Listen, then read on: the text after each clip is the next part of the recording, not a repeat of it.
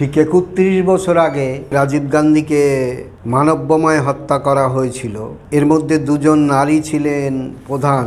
২১ মে ২০৯১ সালে ধনু নামক যে মেয়েটি রাজীব গান্ধীকে মানববোমা দিয়ে উড়িয়ে দেয়, তাকে মানববোমা পরিয়েছিল শুভা নামে আরেকটি মেয়ে।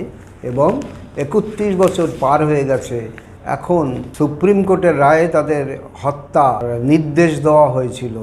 তাদের ১৩ জনকে হত্যার রায় দেওয়া হয়েছিল, কিন্তু তাদেরকে হত্যার রায় কার্যকারী করা হয়নি।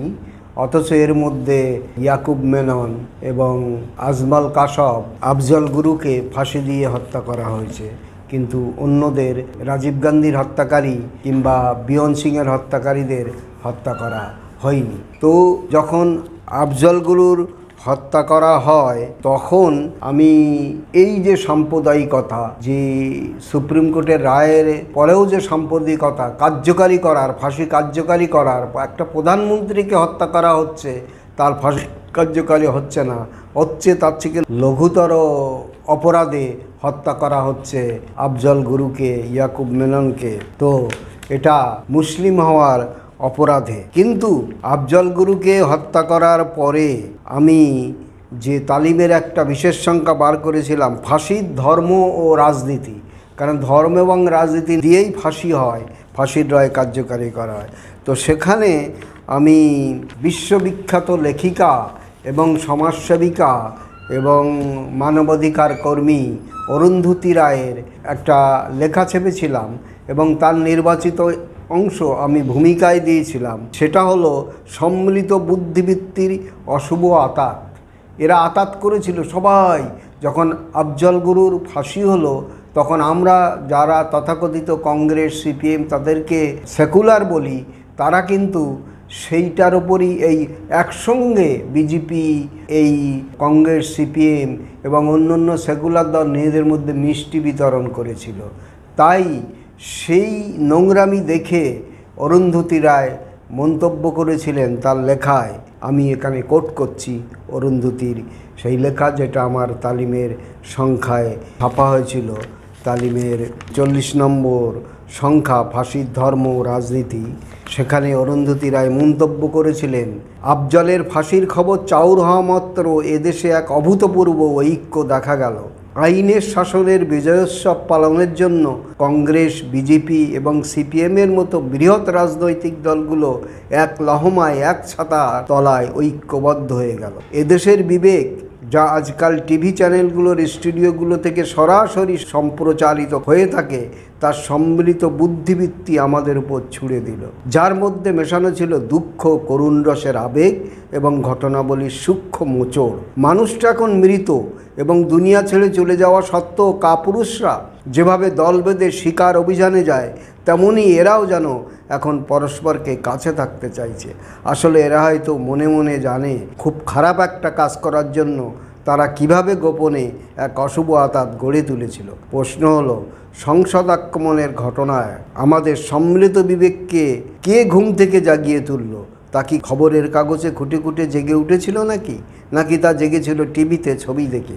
আফজল গুরুকে ফাঁসি দেওয়ার ঘটনায় আমি আশা করি আমাদের সম্মিলিত বিবেক তৃপ্ত হয়েছে, নাকি আমাদের রক্ত পেয়ালার অর্ধেকটাই কেবল পূর্ণ হয়েছে। এ হলো সেই বিশ্ববিখ্যাত লেখিকা এবং সমাজসেবিকা এবং মানবাধিকার কর্মী অরুন্ধতী রায়ের মন্তব্য, যা আমাদের দেশে সত্যি সত্যি এক অশুভ আতাতের উপরে তিনি মন্তব্য করেছেন, যে যখন মুসলমানদের ওপর কোনো আক্রমণ আসে বা মুসলমান অপরাধীকে এই রকম আফজল গুরুর মতো সাজা দেওয়া হয়, তখন তারা এক হয়ে যায়। কিন্তু তারা প্রতিবাদ করেন একজন প্রধানমন্ত্রী, যে রাজীব গান্ধী, যিনি ভারতের প্রথম প্রধানমন্ত্রী জওহরলাল নেহরুর নাতি এবং যিনি উচ্চশিক্ষিত, অক্সফোর্ড শিক্ষিত, তাকেও হত্যা করার পরেও তার হত্যাকারীকে শাস্তি দেওয়া হয় না, কিন্তু তার চেয়ে লঘুতর অপরাধীদের একের পর এক শাস্তিতে ঝোলানো হয় মুসলমান বলে। সে সময় আমি আরও একটা কোট দিচ্ছি, এই সংখ্যায় আমি প্রশ্ন রেখেছিলাম, কবে হবে মক্কা মসজিদ বিস্ফোরণে অভিযুক্তদের ফাঁসি? মালিগাঁও বিস্ফোরণের অভিযুক্তরা কবে চড়বে ফাঁসিতে? সমঝোতা এক্সপ্রেস বিস্ফোরণের চক্রান্তকারীরা গলায় কবে ফাঁসির দড়ি লটকানো হবে? রাজীব গান্ধীর হত্যাকারীদের কবে হবে মৃত্যুদণ্ড? বিয়ন সিংয়ের হত্যাকারীদের কবে চড়ানো হবে শুলিতে? এসব প্রশ্নের আনাগোনা অনেকের মন মস্তিষ্কে। কেননা যখন বোম্বাই হামলায় অভিযুক্ত কাসাবকে ফাঁসি দেওয়া হয় তখন প্রত্যেকের মুখে এ প্রশ্ন ছিল, এবার কার পালা? কার ফাঁসি মকুবের প্রার্থনা প্রত্যাখ্যাত হবে? কার নামে জারি হবে মৃত্যুর পরোয়ানা? তখন প্রত্যেকের মুখে ঘোরাফেরা করছিল আফজার গুরুর নাম। তো আজকে ৩১ বছর ধরে যে ফাঁসির রায়, রাজীব গান্ধীর অভিযুক্তদের ফাঁসির রায়ও প্রায় ততদিন হয়েছে যিনি পাঞ্জাবের প্রাক্তন মুখ্যমন্ত্রী ছিলেন, কিন্তু তাদের একের পর এক তাদের যেহেতু পার্টি এবং তাদের ধর্মীয় জনগোষ্ঠী তাদেরকে সমর্থন করছে, ৩১ বছর পরে তাদেরকে মাফ করে দেওয়া হলো। যেমন আজকে মাফ করে দেওয়া হচ্ছে মূল অভিযুক্ত পেরি ভিলিয়ানকে। পেরারি ভালান যিনি মূল অভিযুক্ত তাকে পুরোপুরি মুক্তি দেওয়া হয়েছে ৩১ বছর অভিযুক্ত রাখার পরে। এই যে ফাঁসির ধর্ম রাজনীতি, ধর্ম অনুযায়ী এবং রাজনীতি অনুযায়ী ফাঁসি দেওয়া হয়, এটাও দেশের পক্ষে অত্যন্ত অনিষ্টকারী। এবং দেখা যাচ্ছে যে মুসলমানরা যেমন অভিযুক্ত করে মুসলমানদের হত্যা করা হচ্ছে, বোম্বাই দাঙ্গার একজনকেও ফাঁসি দেওয়া হয়নি, অথচ বোম্বাই বিস্ফোরণের অভিযুক্তকে ফাঁসি দেওয়া হয়েছে। এইভাবে যে একটা অন্য অভিযুক্ত তাদেরকে কিছুই করা হয় না, উল্টে মুসলমানদের বিভিন্ন অভিযোগে হত্যা করা হচ্ছে, জনগণ হত্যা করছে, তাদেরকে মব লিঞ্চিং করে হত্যা করা হচ্ছে, অথচ দেশের প্রধানমন্ত্রীও নীরব, বিজেপি নীরব, আর আরএসএস উস্কে দিচ্ছে এসব বিষয়ে। তাহলে আজকে আমি সেই জায়গায় দাঁড়িয়ে আরও যে এই সংখ্যায় প্রশ্ন রেখেছিলাম বা আমি যে মন্তব্য করেছিলাম, এবং এই মন্তব্যটা আমার নয়, এই মন্তব্যটা বিশ্ববিখ্যাত পত্রিকা, উর্দু পত্রিকা নই দুনিয়া, যা সারা দুনিয়ায় চলে, তার থেকে অনুবাদ আমি করেছিলাম। এবং সেখানে শেষে এই মন্তব্য করা হয়, আপনারা ইয়াকুব মেননকে ফাঁসি দেন, বিস্ফোরণের অপরাধীদের জেল দিন, আজমল, আমির কাসাব ও আফজল গুরুকে ফাঁসিতে লটকান, সাথে সাথে ইনসাফের তাগিদ হলো বোম্বাই দাঙ্গার অপরাধীদেরও সাজা দিন। আর শুধু বোম্বাই দাঙ্গা কেন, ভাগলপুর, মিরাট, মালিয়ানা, মুরাদাবাদ, গুজরাট, বিহার শরীফ, ভাগলপুর ইত্যাদি तमाम শহরে মুসলমানদের জবাই করা হয়েছে জন্তু জানোয়ারের মতো। তাদের ঘরবাড়ি জ্বালিয়ে পুড়িয়ে দেওয়া হয়, ব্যবসা বাণিজ্য ধ্বংস করে দেওয়া হয়, কিন্তু এসবের অপরাধীদের কোনো শাস্তি হয়নি, বরং তারা পুরস্কৃত হয়, তারা এমপি, এমএলএ, মন্ত্রী হয়, অভিযুক্ত পুলিশদের পদোন্নতি হয়।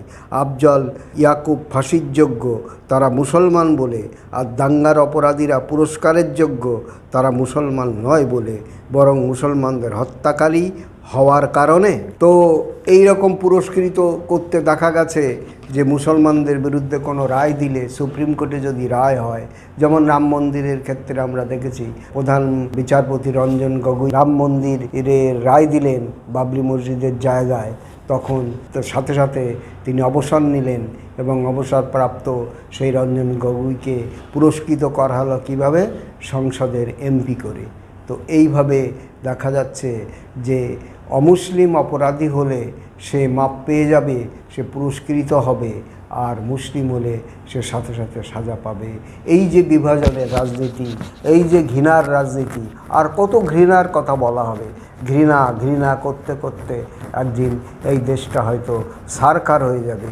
যদি এই ঘৃণার, এই বিভাজনের রাজনীতি থেকে আমরা এখনও সরে আসতে পারি, শুভবুদ্ধি সম্পন্ন মানুষরা এবং যারা সেকুলার মানুষ, তারা যদি একতাবদ্ধ না হয় এবং এই অন্যায়ের বিরুদ্ধে রুখে না দাঁড়ায়, তাহলে একদিন আমাদের এই দেশের ভবিষ্যৎ খুবই খারাপ। একদিন আমরা হয়তো অতল তলে তলিয়ে যাব। এ কথাটা অত্যন্ত জোরের সঙ্গে আমাদের মনে রাখতে হবে এবং আমাদের সাবধান হতে হবে।